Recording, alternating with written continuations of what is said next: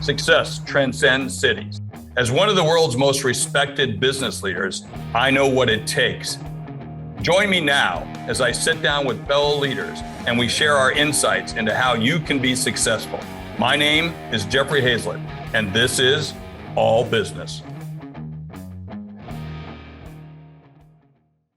Now, change is always a constant throughout life. We know that to be true. You can't avoid it, but you need to embrace it. That's really important. As we've learned during COVID, days have become weeks, weeks have become months, months have become year. Well, today's guest has been a champion of transformational leadership and challenging the status quo whenever possible. He was the youngest executive ever at GM. He's gone on to a stellar career. And of course, Keith Krach is the former Undersecretary of State for Economic Growth, Energy, and the Environment. I remember when he called me to tell me he was about to take that. And of course, we couldn't talk about it, but we talked about some of the things as he was transitioning out of his last role as chairman of DocuSign. Because before delving into public policy, Keith's leadership transformed DocuSign into a verb, into a real noun, into an industry leader in digital transactional management. And he was at Arriba before that and reached $40 billion in market capitalization. He's one of the few people I've known who has taken a company into billions of dollars, exited, and then did it again. He did this during his chairman and tenure as chairman and CEO at Arriba as well, in addition to doing that at DocuSign. Keith, welcome to All Business with Jeffrey Hayzlett. Well, Jeff, thanks so much. It's great to be here. It's good to see you again, and I hope all's going well. I appreciate you having me on your show. Yeah, well, you just recently stepped away from that job. What was that like? I'll tell you, it was one of the greatest experiences I've ever had. Obviously, it was an honor to serve the country. There's no question about it, and pay back to the country that's done so much for my family and me. And my mission was a big one. My charge was to develop and operationalize a global economic security strategy to drive economic growth, combat economic aggression, and maximize national security, and as well as advance peace and prosperity around the world. Well, let's talk about leadership. It's a topic I know that you're very passionate about, and you've been described as a transformational leader. What does that mean, and can anyone become one? Yes, anyone can become one. And, I guess if you look at how I would consider the definition of a transformational leader, it would be a leader who challenges the status quo and inspires, mobilizes, energizes, and unifies a high performance team to achieve a noble goal that will leave a profound and long lasting impact. And I think as long as you have a noble cause in your heart, anybody can be a transformational leader. Yeah, I think that's good. I've known you for a little over a decade now, and I don't think I've ever seen you down. I've seen you frustrated once or twice because things weren't going as fast as they should be. But a lot of people during the last year, especially, many people have trouble finding inspiration or even staying motivated. How would you encourage, Keith, someone that's currently struggling and empower them to be better leaders? Yeah, I think so much of it is a mindset. And I really think it's about finding your passion and focusing on goals. And also to look back in life, we have so much to be grateful for, particularly in this country. If there's anything that I learned my time out in Washington is the value of freedom and the value of democracy. And, democracy is an experiment in the United States. It's 200 and some years old, and it goes against all the laws of physics. The natural state of things is the bad king, the dictator, and the emperor. And you got to fight every day for that. And so to be thankful that we can live in such a great country, and be, this is a time where you think about your family and your friends, your faith, and all of that.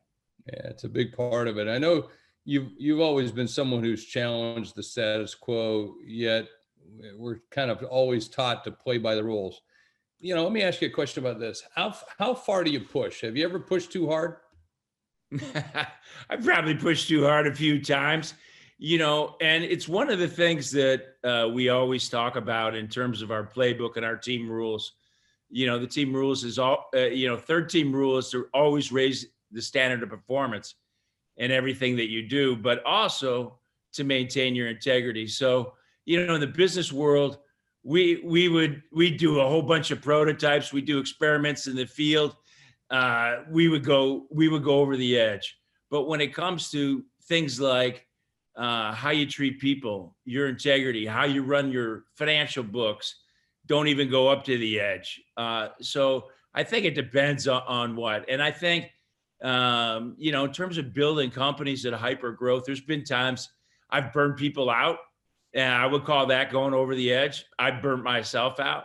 But you never know where that is, until you get up there close to it. But I think it's really important that there's things that you don't even approach that edge on. Yeah. But you always work from a framework. I know you're standing in your office right now, and I've been in that. By the way, for those that are watching and listening, when I say his office is on the top of a hill in the middle of San Francisco that used to be the former Russian embassy. So there probably be people listening right now to this conversation in different ways. Well, we got all the bugs out, and I told you, Jeff, if you have a glass of wine here and you start glowing, it's not because the Russians assembled a dirty nuclear bomb in the 80s. That rumor's not true. But I know on the back wall of your office is a frame napkin, a sheet of paper, a napkin. I can't remember which one it was. Yeah. Where you outlined Arriba, which was really, truly also became like an outline for DocuSign in terms of the way in which you approach things. Have you always been like that, meticulous in terms of you drew it? Was it a napkin or a sheet of paper? Yeah. I could probably show you if I could move my camera around. You want to see it? Yeah, sure. I think. Yeah. Let me see if I can shine a light on it. Yeah.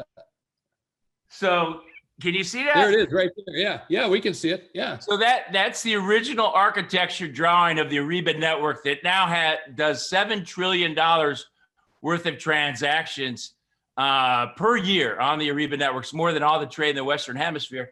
And it was a drawing I did of the architecture. This is a paper tablecloth with crayons where I had the other 7 founders. And that was kind of the formula that we followed. Didn't they all sign it as well? I think the signatures are all. Yeah, they all signed it. Yeah. They signed it. I think it was on my 40th birthday. It's kind of a little faded. It's been a while. But anyway, and that formula was the same formula that we followed with regard to building the DocuSign Global Trust Network, and the very same formula that we used at the State Department in terms of the clean network, which defeated Huawei. Yeah. By the way, congrats on that. I sent you a personal text when I saw that got all signed and approved. I thought that was a class act, and it was a great thing for the U.S. government to be able to do, and really to set forth the openness of which people should be able to operate. It was awesome. Yeah, I mean, it was such an important issue, and it looked like Huawei was unstoppable about a year ago.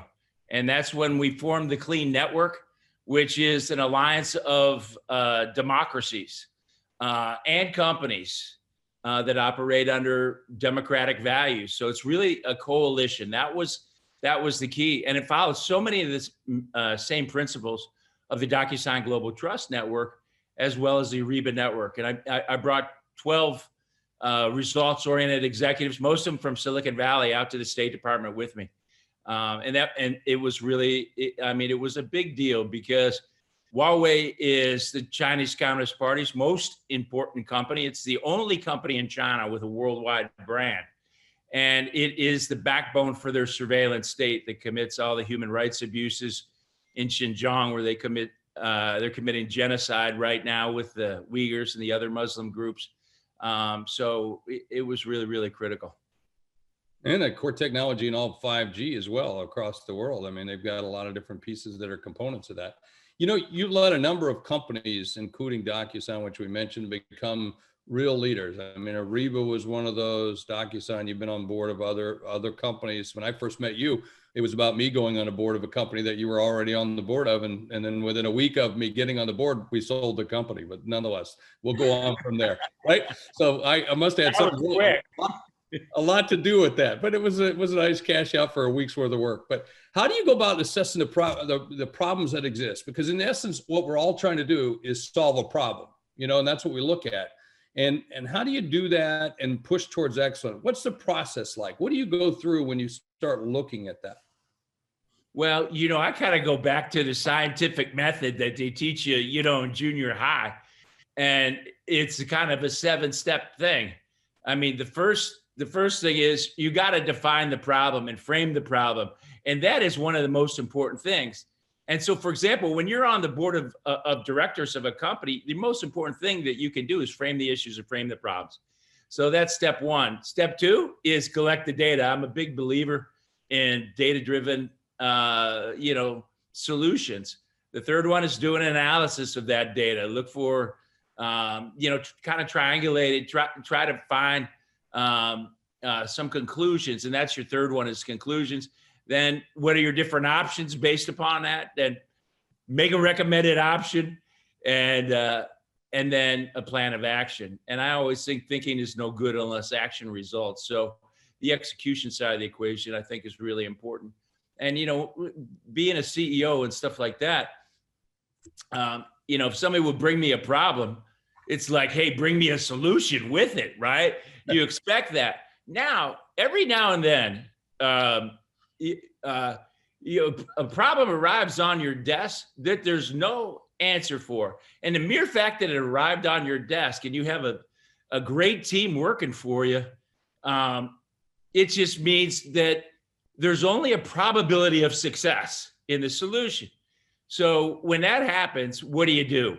When you get one of those on your desk, and I've kind of follow a 3-step method on that. The first one is I assemble the best experts I can find on that, get them around the table. The second thing is to make sure that it's different temperaments, talents, and convictions. So they have diversity of thought in terms of functional expertise or where they're coming from and all that. And then the third step is to suppress the egos and have them focus on the problem. And then you listen.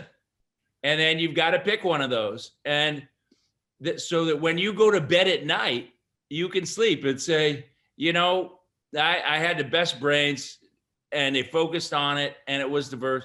And there's only a probability of success. So, you can't dwell on it.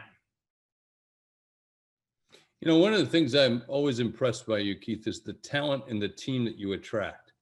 Because you've all, like at DocuSign, I got to see a real firsthand of it. Because I was there with you at the beginning of DocuSign when there was like literally less than 70 people. Right. And and everybody was doing every job there was and making it happen. But yet you brought on this great group of people and then continually, I would say that you used the word traded up, continually brought in, more experienced executives as it went through. And it was like, it was a beautiful game plan. How do you find great talent like that? The most important responsibility is building a high performance team. And I believe the company with the best team wins. So you really, that's a key part of your role. And, it's interesting that was your observation because every quarter I would look around my executive team and I would say, can I upgrade one of these roles? And and by the way, and the key is to keep that executive. Keep the same thing you've already invested in because it's not so much, hey, do I want to bench you? No, I'm going to have you play a different role, but can you step up to the next level? And if you're a divisional player, can you step up to Division 1 from Division 2, or can you go pro, By the way, it's exactly it. And I think it's probably one of the most important skill sets of being able to innovate at scale and handle hyper growth. And that is to be able to constantly upgrade your team and to keep the existing players. And you've got to make a lot of tough decisions along the way. Sometimes people don't like it. But if you're coming from a great place and you've built camaraderie in that team, then you can accomplish that. And I always say, there's three big things in terms of getting that team, building that high performance team. And you need three things. The first one is a noble mission, right? This is what we're after. And it's going to mean a lot if we accomplish it. The second is you need an enemy. If you don't have one, make it up. That stops the water cooler talk. Let's go get them. The only thing that's funner than winning a deal is, ripping the esophagus out of your competition, to be honest with you. I mean, I never said that, but maybe some people have. Somebody might, yeah. and then the third thing you need is you need a plan. And that's where the playbook comes in. And the playbook has been a framework that I've used with every company I've built. I used it at Purdue. I used it at the State Department. And that's your vision, your mission, your values, your team rules, your long-term goals, your strategy, all boiled down to execution. Yeah. Early on, you were up against a pretty big foe, meaning Adobe, DocuSign. Remember Echo? And it seems like an afterthought now. But were you ever worried about that at the beginning? I mean, it was funny because the first thing I wanted to do when I came on board at DocuSign was to buy EchoSign. It was an independent company. And so, it was a good strategy. And then Adobe bought them. And I'm like going, oh man. And then everybody in the company would go, well, how are we going to compete with Adobe? And I go, three ways. We're going to outfocus them, we're going to outthink them, and we're going to execute them. And by the way, that's exactly what we did. I mean, to the point where I had Shanu DeRhino, and he goes, Krach, he was right here in my, right in the office that you love. He goes, Krach, it was our God-given right to own, electronic signature. I mean, we invented electronic. Well, they had every opportunity to do it. I mean, a very predatory company, quite frankly, if you want to say it, very aggressive company. And, I was in those early discussions. We were sitting in your office, and they were the biggest threat. They could have literally crushed, I think, DocuSign. But you did those three things, and they never stood a chance. Yeah, we actually crushed their business, right? And so much of it was the focus and also speed of execution. They were also in the throes of going to a SaaS model, and that's what I told Shanu. I said, look, you guys were focused on that, and we were focused on becoming the global standard for digital signature and expanded out from that. So anyway, I had. Well, and that's what, by the way, that's for a lot of people who don't know behind the scenes. We should tell this story, but that's when you moved to this the document management strategy rather than just being an e-signature company. Yeah. So that's we painted them in the corner as an e-signature company at that time. Yeah, and we expanded the category, obviously, which we've done several times. We also created the XTTM standard. We also built out the DocuSign global network. So it was all these core strategies coming into play, a very sophisticated integrated strategy. And, it just took off. Yeah. Do you think you made it when DocuSign became a verb? You never know. You never totally say, hey, we totally made it, because you always want to go to a newer height. Although you do get a feeling when you achieve escape velocity, when people start using it, as a verb, it's like, well, what do, I remember I got asked by, on a James Gordon show, he goes, is DocuSign a noun or a verb? And I go, James, it's whatever you feel in your heart. I mean, I don't know if it's an adverb, adjective. I missed that day in school. But, just DocuSign. And what was interesting is that was a premeditated goal, because, one of the things that we looked at in terms of DocuSign is that name itself was kind of limiting. With Arriba, you could mean anything, right? And that meant elation, up and to the right and all that. And so we had a point early on where we said, should we change the name? Because it could be limiting. And we came to the conclusion that it just had too much of a brand. So that's when we said, let's create the category digital transaction management, and let's see if we can get DocuSign to become a verb, like FedEx it, Google it, just DocuSign it, right? And so we were able to make that happen. I think that was pretty big.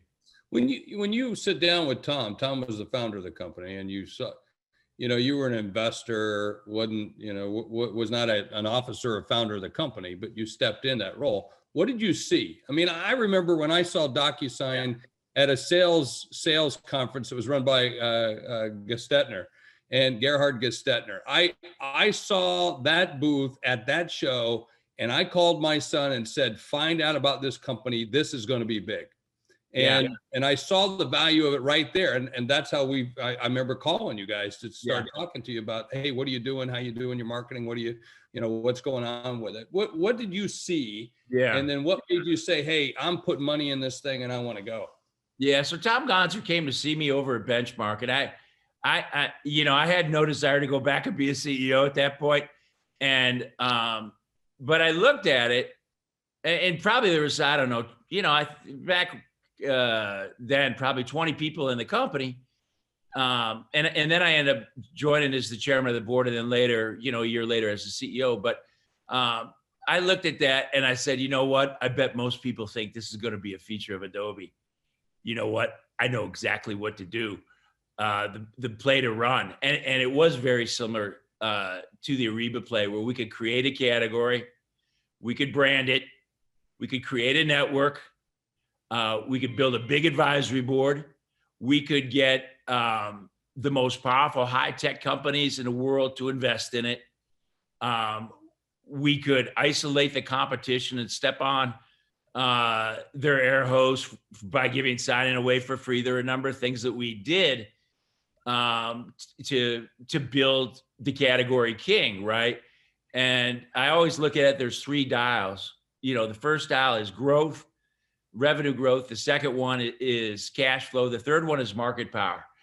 And, you learn, this stuff's not written in a book. And I learned a lot about market power. And that was the dial we really cranked on pretty hard early on. And that's why, it's sitting by itself as. Oh, you had that with real estate. And then you, of course, took that into other transformational verticals. Hey, we did a 5-dimensional segmentation. We did the horizontal, we did the verticals, we did horizontals, like different departments. Then we did it by sizes of companies. Then we did it by regions. And then we did it, by partners, because we sold a lot with partners. And so we sequentially, to me, strategy equals sequencing. And so we just went from one to the other. The first beachhead, of course, was residential real estate. And I always say, that's the way you got to start a company. And a definition of a beachhead is small enough that you can own it, big enough you can live off it. Ideally, it's defensible. And also, ideally, it's a strategic high ground to attack adjacent markets. And that's exactly what we did. Yeah, as you went vertical by vertical. Folks who are listening right now and watching, that playbook that you just mentioned in terms of own the category, build it, do these different steps. That's it right now. That's the game. That's the big game right now we're all playing. Hey, I know that philanthropy is near and dear to your heart, but you do more than just give to charities, you transform them. How do you do that, Keith? Well, I think you just apply the same universal principles. The way I always look at it is, why join an organization if you're just going to be a maintenance manager, right? Anybody can do that. And all those same principles apply. So how do you take it to that next level so you can have a bigger impact? Because at the end of the day, isn't that really why you, particularly in the social sector and philanthropy, you want to make an impact? So what are the forces that you can bring to bear? Whether it's resources, whether it's gravitas, whether it's a new kind of thinking, whether it's a whole team. What can you do to make that impact a big one? And so, that's always just held a special place in my heart. What do you do for fun?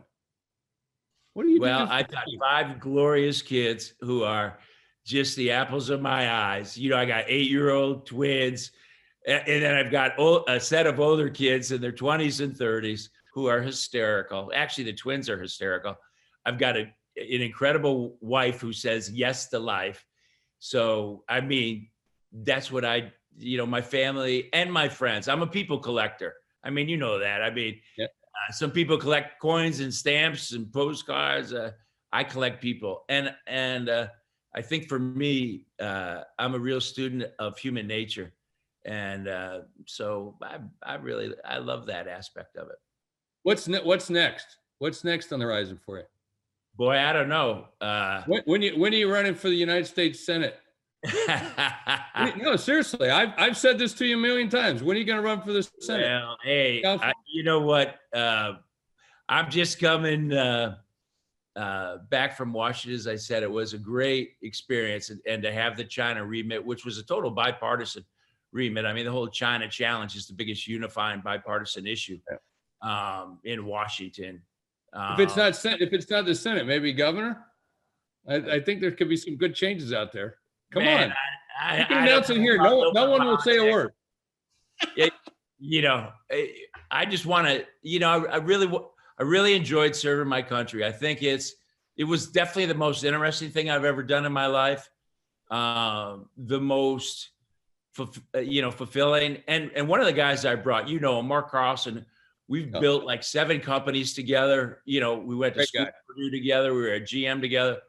And, one of the things that he said as we were walking back from the State Department one night to my place, he said, if you add up Arriba, DocuSign, Hayzlett, all these companies that we've done and put them all together in terms of, what that impact was on the world, it's minuscule compared to what we're doing here at the State Department, right?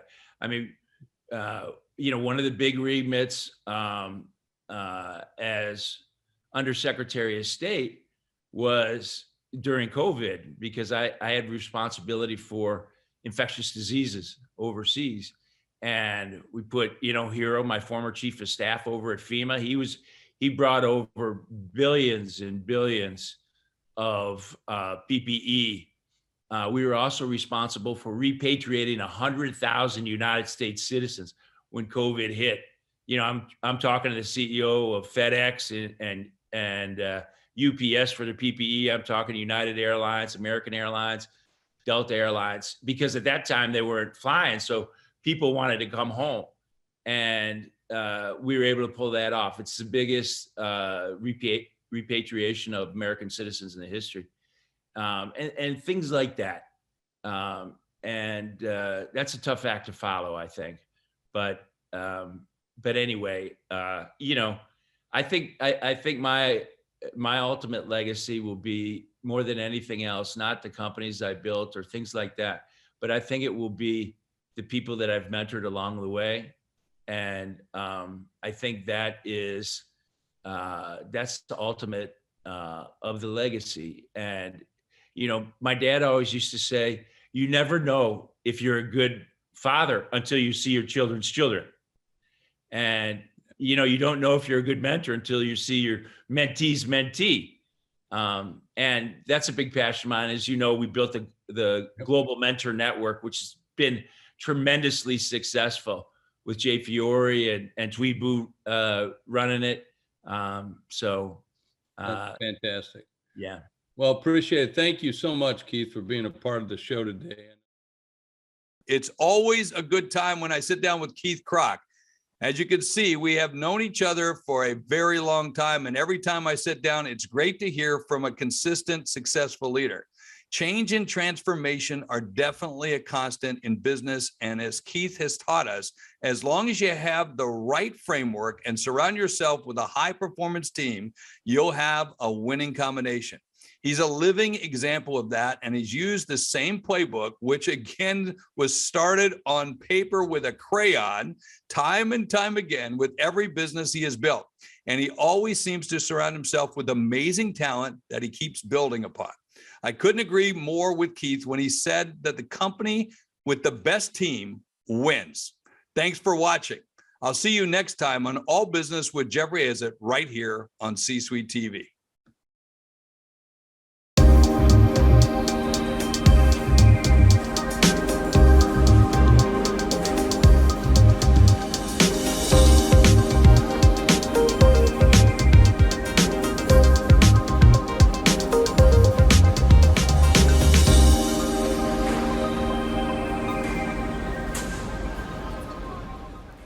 Hi, everybody, and welcome to Bestseller TV. I'm Taryn Winterbrill. Today, we're joined by the author of Zombie Loyalists, Using Great Service to Create Rabid Fans. And Peter Shankman joins us now. Great to see you. Thanks for being here. Thanks. So first thing, I saw the title. I was like, genius. Zombies are all the buzz, The Walking Dead and the like. And then you open up the book, and the first title is The Walking Dead, Please. Let's talk about real zombies. So very clever. Let's talk about it. Real zombies, zombie loyalists. To what does this refer? Everyone has that friend who, when you say, where do you want to go to dinner? They only have one restaurant. It is that one place they love. They're treated well there. They love it. There's that friend who only flies one airline, only stays at one type of hotel, one brand. Those people are zombies for that business. They have been treated really well, and all they want to do is give their money to that company, and more importantly, drag you to spend your money there as well. Okay, so the book talks about how, as a C-suite executive, you create zombie loyalists. Yeah, a zombie loyalist is really your best customer. Right. It's the customer who comes to you all the time, who spends their money, who brings their friends, and they're not just randomly born. They're actually cultivated. They're actually raised. In the book, I give several examples of how to do this. Specifically, zombies are treated well, but not that well. We expect, as a regular basis, we don't expect to be treated well. We go to a restaurant, we expect there's going to be a delay, our reservation's going to be late, right. Our flight's going to be late, we're going to have issues with the TSA, our room's not going to be ready. We don't expect. The expectations are low. The bar is so unbelievably low that we really don't have to go that hard out of the park. All we have to do is just be essentially one level above bad. Okay. You don't have to be good. You don't even have to be great. One level above bad. You go 2 or 3 levels above bad, people remember that. So is there a specific real-world example, a company that breeds zombie loyalists in an amazing way? Ritz-Carlton is without question one of the top. They don't hire for talent, they hire for people. In the respect that they believe they can teach anyone to fold a bed sheet, but you can't teach empathy.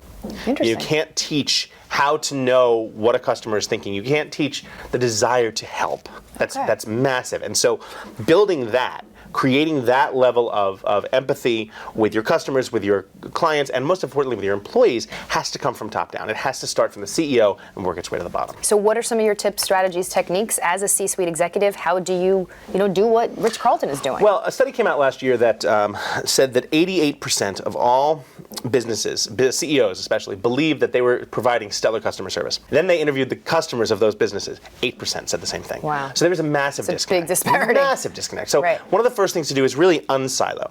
If you have a customer service team, if you have people that work in customer service, your first job is to give them an all-access pass. That customer service person should be allowed to talk to anyone at any level of the company at any given time, because they're going to be the first ones to find out if there's a problem. Right. They're going to have their ears on the ground, have their boots on the ground, hear from what's going on in real time.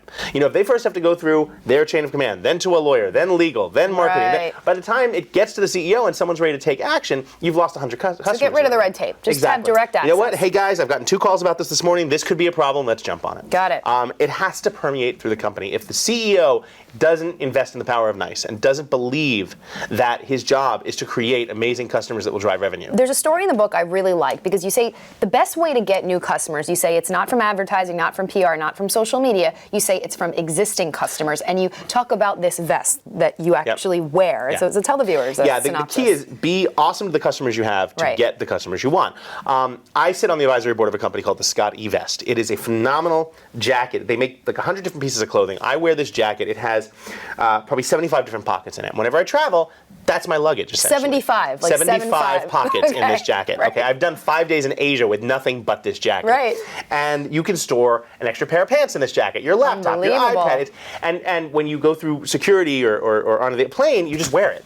And so all you're doing is carrying it with you. It's wonderful. I'm on a plane, I sit down in my seat, and I take my laptop out of my jacket, and I take my iPad out of my jacket, and I take my headphones out of my jacket, and I take a charger out of my jacket, and a book out of my, and the woman next to me is looking at me like sort of like watching a clown car with, right, the endless and she's like, handkerchiefs. I can't believe this. What is that? I told her, and I went off on like 5 minutes showing her every pocket and taking it off from here.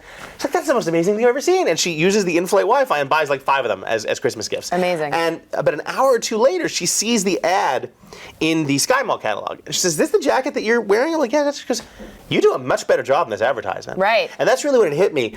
I am a zombie loyalist for the Scotty Vest, and I make it my mission to tell the world about how great it is because it helps me. It makes my life easier, thus I want to share that. And since we're moving into this sort of sharing economy, this social economy, this communication economy, where if I have a good experience or a bad experience, I'm posting it online. Okay, that is the future of the economy. So the ad just didn't do it justice. this, obviously. It didn't, and more importantly, I really meant what I said. I had an amazing experience. Right. The same reason I have an amazing experience on airlines, and the ones that I fly and the ones that treat me well, I will talk about forever. So I want to create zombie loyalists as a C-suite executive. It starts with the employees, right? It really does. The employees have to understand that the more they are empathetic to the customer, the more they care, the more they work. Like Ritz-Carlton. Exactly. Right. The more the customer's going to come back. At the very end of the day, it's logic. That translates into higher revenue. That translates into raises. That translates into bonuses. Even if you do nothing else, empower the employees to never let a customer leave angry. That's probably the best start I can give you. That is a rule that should be empowered by every single employee.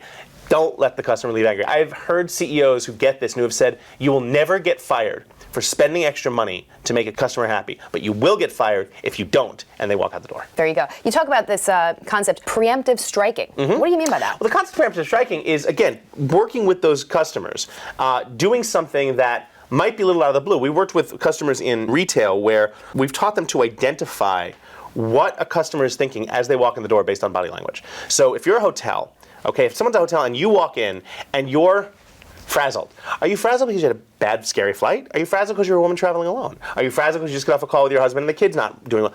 What is it? Okay. And so through different cues, through ways of talking, through listening to how you're interacting with us, we can tell sort of what's going on in your head.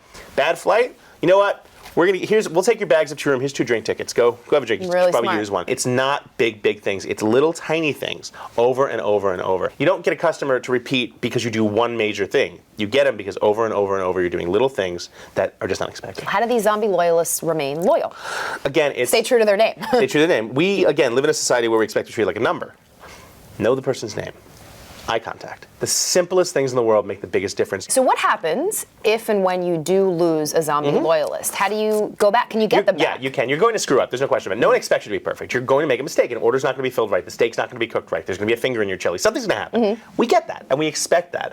How you react to it determines whether or not you lose that zombie, and if you lose a zombie, they're going somewhere else. There's no greater hater than a former lover, and there's no greater lover than a former hater.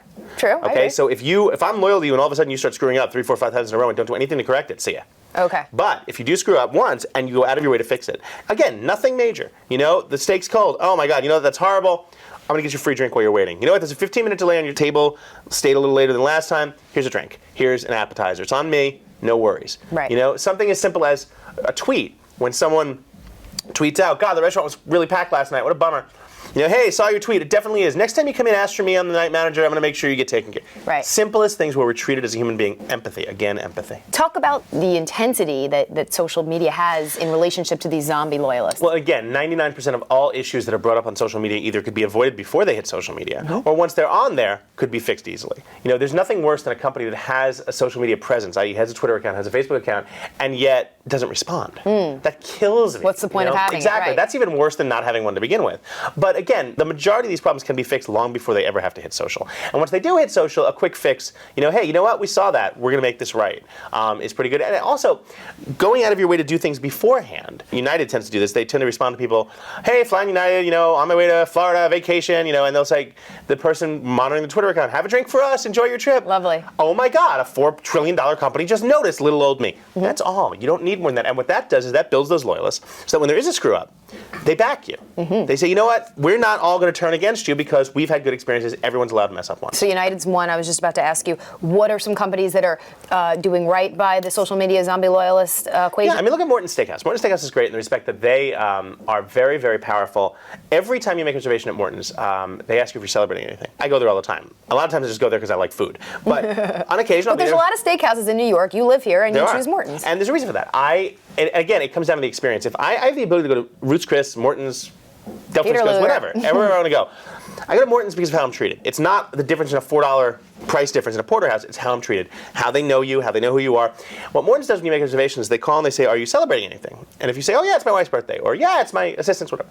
When you walk in, they sit you down and the menu says, happy birthday, Kira, or happy birthday, Megan, whatever it is.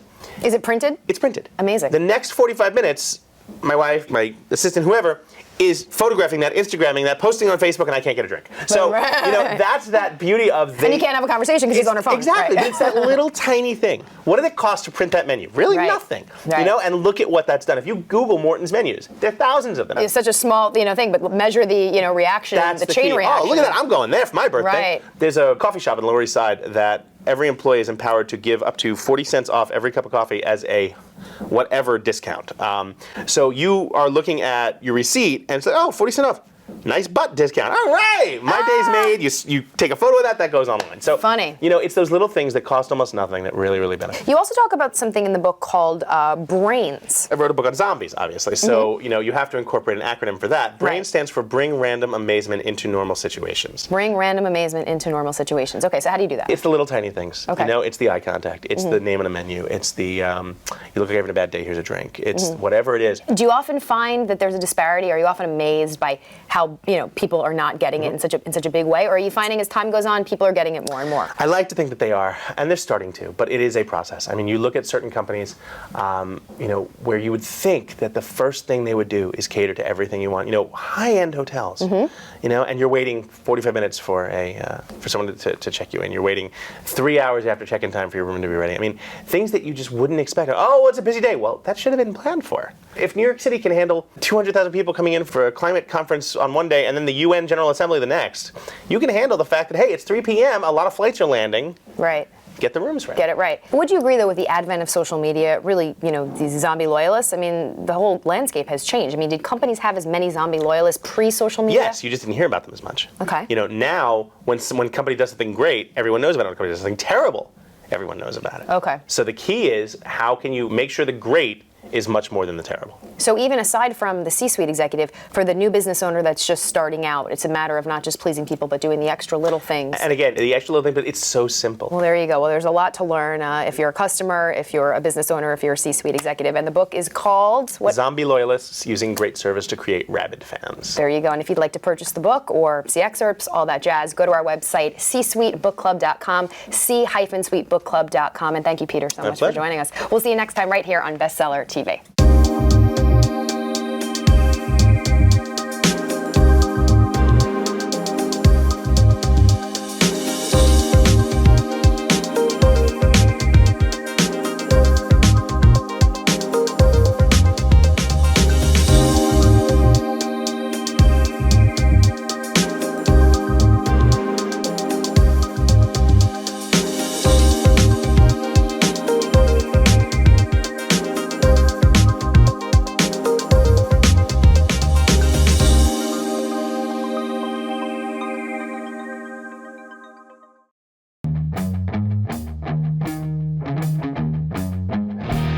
Welcome to C-Suite TV Insights. I'm Greg Greenberg.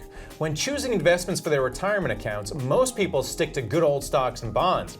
However, there are alternatives, and they are growing in popularity. Here to discuss the benefits of non-traditional investments is Jason DeBono, Vice President at New View Trust Company. Welcome, Jason. Thanks for having me. So it's great to have you here. And what exactly is a non-traditional investment? So we consider anything outside of publicly traded stocks, bonds, mutual funds fall into that realm of non-traditional investment. So how does a non-traditional investment compare to stocks and bonds and index funds? I think the biggest thing is in most cases there's no public market to buy and sell them. So there's an illiquidity factor that non-traditional investments tend to have. Outside of that, they're still investments. They work very similarly. But yeah, there's no overall public approach to liquidation. And do they stay tax-free if I put them in my IRA? They do, and that's what attracts a lot of people to using their retirement money to buy non-traditional investments. In most cases, people already own these types of assets like real property or other things outside their account. They're doing it with their personal money. And so they're just simply looking at that as an alternative to buying maybe an investment like a mutual fund or a stock they know very little about. Instead, they're turning to a piece of property or some investment where they can use their knowledge and also maintain the tax benefits of retirement accounts. So what are the most popular non-traditional or alternative investments going into IRAs right now? Is it cryptocurrency? Is it real estate? What is it?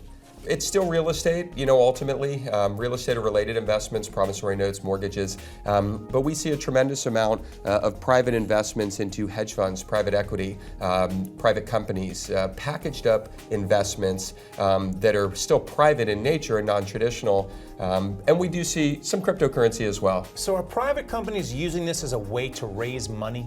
Certainly, and that's probably the biggest area of growth that we've seen over the last 5 to 10 years. And really, as we saw the economic shift and slowdown in 2007 and 2008, and banks really tightened up lending requirements, it was really difficult for private businesses to go out and get money.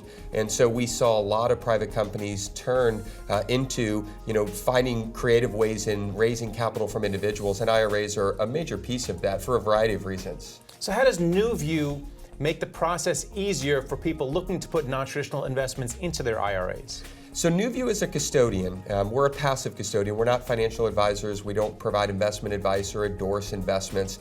We simply provide the custody required to hold an IRA account and to hold these types of investments. So what we do as a business is we help simplify that process by walking the client through what's required in order for them to hold that inside the IRA and maintain all the IRA benefits. And do you see this as the future? More people are going to have in the IRAs stocks, bonds, and now real estate, hedge funds, crypto, a different way to diversify, if you will? We're seeing that every day. There's still no very good statistics that determine exactly how much money is in alternatives or non-traditional investments versus public securities, but that number is estimated to be continuing to grow upwards of 15 to 17%. And we're seeing it in our own, client base in terms of growth. And I think the last piece of that is if you really look out with things like crowdfunding, and the Jobs Act really created a lot of opportunity for individuals to make investments that really were considered exclusive investments for the wealthy. And so now any individual has access to go out and invest into a real estate offering. And that has all led to more people, finding this opportunity and taking advantage of it. All right, well, thanks a lot for coming on and talking about it. Thank you so much. And thank you for watching C-Suite TV Insights. I'm Greg Greenberg.